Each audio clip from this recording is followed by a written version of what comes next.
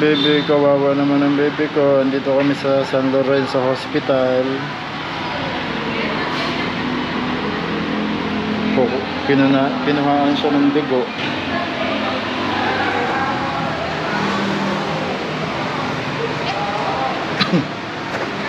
Then waiting na lang kami na makaihi siya.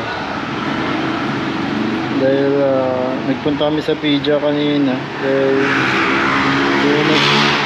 yung inaakala namin na tigdas, ang findings ng nurse kanina ay suspected siya sa Kawasaki disease. Ayan si mami.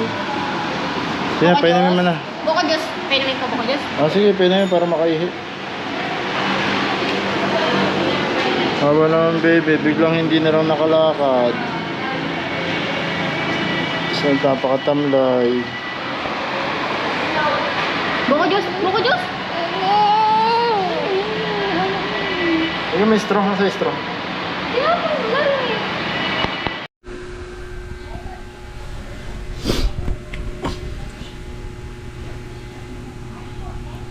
Nagbabalat na ang paa ng aking anak. Ewan ko lang kung kita sa video. Hindi gaano kita sa video. Pero nagbabalat na siya. Nagbabalat na yung paa niya. Nabasa ko sa internet. Pag nagbabalat na ang kamay at paa, parang ano daw to,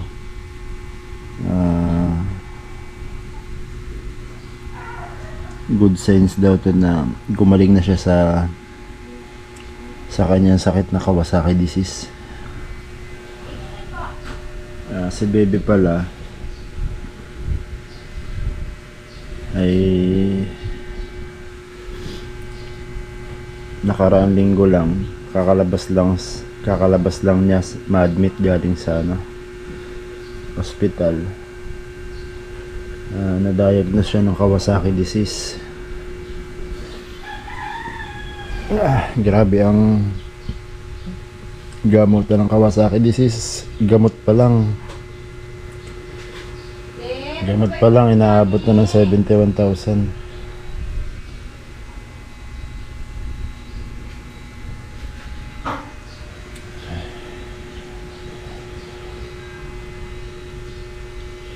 Kawawa yung mga tiyatamaan ng ganang sakit kasi bata-bata pa niya, di ba? 2 years old pa lang, na-confine na. Halos 1 linggo siya sa ospital.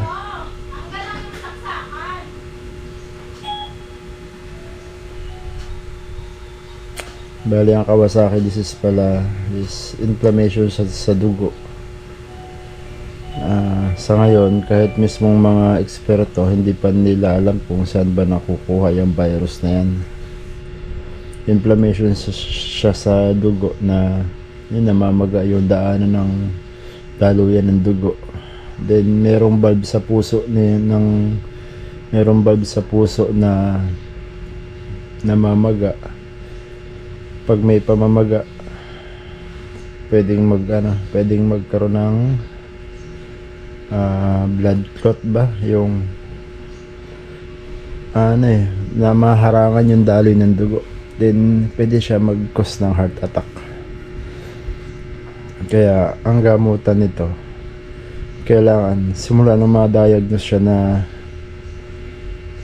na Kawasaki disease siya, simula nung tinamaan siya, dapat 10 days malapatan na siya ng gamot. Grabe ang mga hospital.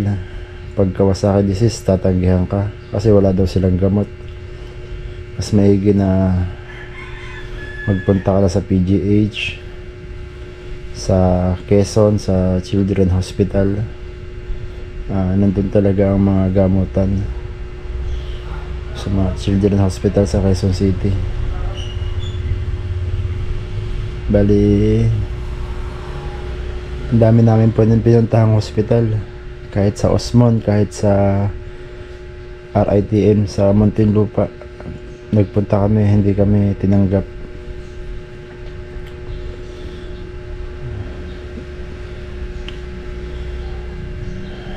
Bali, itong Kawasaki disease na to, kaya nasabi ko kanina, mismo mga eksperto hindi pa nila alam kung saan ang gagaling itong virus na ito. Pero dahil tinamaan ng ganitong sakit ng anak ko, nagbasa ako na nagbasa. May mga nababasa ako na kung malakas naman ang resistensya ng bata, pwedeng malabanan yung virus na yan. Kaya yun, kung ang nanonood nito ay may mga anak 5 years old pababa, yan ang mga tinatamaan ng Kawasaki disease. Sana panatiliin natin na malakas ang resistensya ng mga bata para yung immune system nila lumalaban sa sakit. Tsaka kailangan laging inom ng tubig, tsaka huwag masusunod yung bata sa mga pagkain na gusto nila, lalo sa mga matatamis. Kasi itong bata na to, itong anak ko na to, palaging kumakain ng mga tsokolate dahil may tindahan nga kami. Napapansin ko sa kanya, laging kumakain ng matamis. Mama kasi niya mama niya ang kasama niya lagi. Ako nasa trabaho, linggo wala ako mauwi, nasusunod yung layaw. Tapos hindi mahilig mag-iinom ng tubig. Payat siya, payat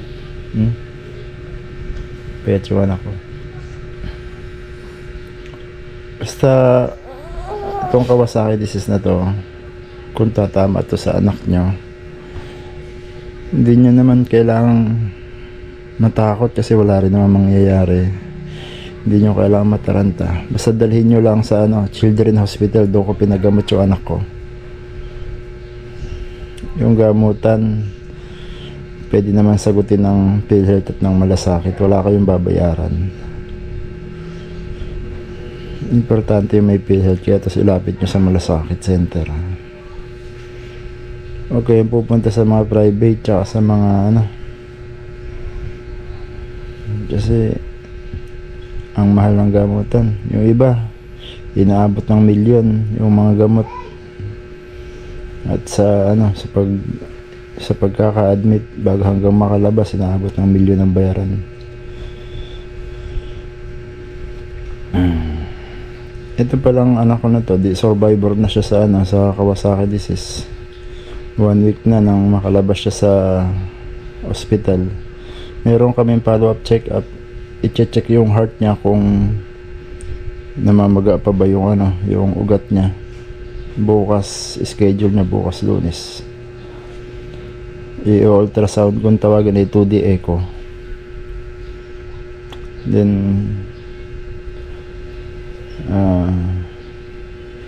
nung lumabas kami sa hospital, niresetahan siya ng gamot na aspirin. Kada umaga ipinapainom namin yan pagkakain. Bali ito pala ay yung aspirin pala, ang trabaho ng aspirin pagpapalabnaw ng dugo. Dahil ang may mga Kawasaki disease ay malalapot ng dugo. Kaya pray lang, wag lang kayong mawala ng pag-asa. Nagagamot ng Kawasaki disease.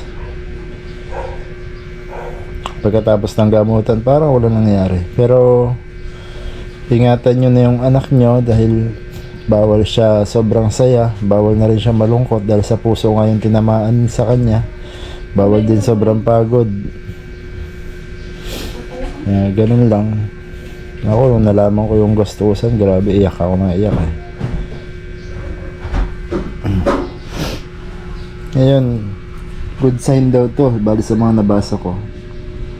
Yung niya, nagbabalat na. Kasi ito yung akala kasi namin tigdas lang. Yung akala namin tigdas is Kawasaki disease na pala siya. Bali, nung nilagnat yung anak namin ng 3 araw, pina-check up namin siya sa pedia. Ang ano sa kanya, ang finding sa kanya is tigdas hangin. Then binigyan kami ng gamot, antibiotic. Ano na, 5 araw na, 6 na araw, hindi pa siya gumagaling. Then naalarma na kami dahil dun sa paa niya, namamaga, tas yung kamay niya namamaga din, yung labi niya nagsusugat na. Tapos hindi na siya makagalaw, hindi na siya makalakad, hindi na siya makatayo. Siya mismo ang babangon, hindi niya kaya. Naalarma na kami doon, pina-check up namin sa ibang pedia na. Sa ibang pedia na namin pina-check up. Yun, nang anuhin niya ng pedya, sabi suspected siya sa Kawasaki disease. Pinapunta kami sa ospital para kuhanan dugo at ihi. Yun nga, lumabas sobrang taas ng platelet niya.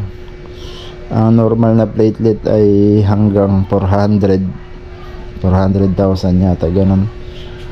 Siya umabot ng kulang-kulang 600,000 platelet niya. Nasa 5.7, basta kulang-kulang 600,000 yung platelet niya. Sobrang taas yun. Ang sabi, i-admit na si bebe, i-admit na siya kasi ito daw yung sign na Kawasaki disease ang tumama sa kanya. Lahat ng sintomas, yung pagkakaroon niya ng pansamantalang arthritis, hindi siya makalakad, hindi siya makatayo. Yun na yung sintomas na may Kawasaki disease nga siya. Namamaga ang mga paa, nagsusugat ng mga labi. Yun, dinala na namin siya sa ospital. Then 5 ospital talagang tinanggihan kami. Alam mo yung zero ka, yung wala ka pera talaga, tapos tinamaan ng ganung sakit yung anak mo. Tapos yung pagpunta pa lang sa mga ospital na pagkalalayo, ang inasahan mo lang na transportation is Lalamove. Kahit bawal sa kanila yung magsakay ng tao kasi wala naman taxi dito sa amin. Ayun, kada ospital nagbubook ako ng Lalamove. Pinapakiusapan ko lang sa kanila na kung pwede tao dadali na sa mga ospital. Nakailang ospital kami nun, walang tumatanggap, hanggat sa yung pinakahuli ibiniyahin na namin siya ng Children's Hospital. Yun, madaling araw na-admit na ang anak ko. Nasa 5 days yata nung matapos yung pagkaka-admit. Ayan na siya. Masigla na yung anak ko. Ngayon pinapakain na namin siya ng mga gulay-gulay.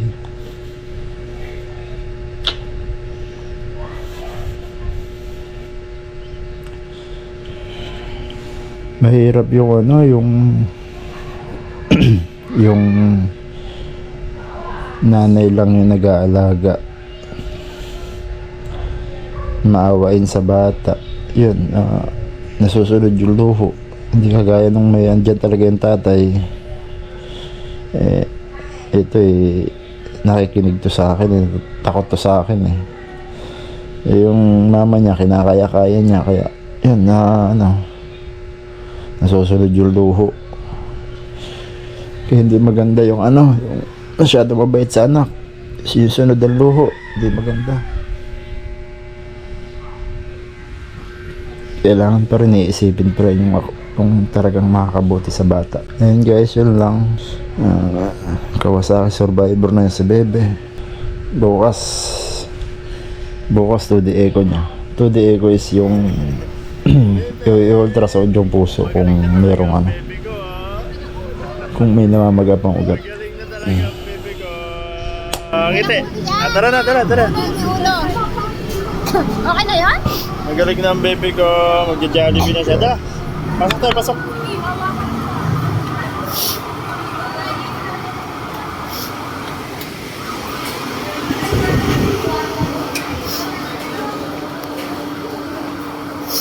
Marunong ka ba niyan?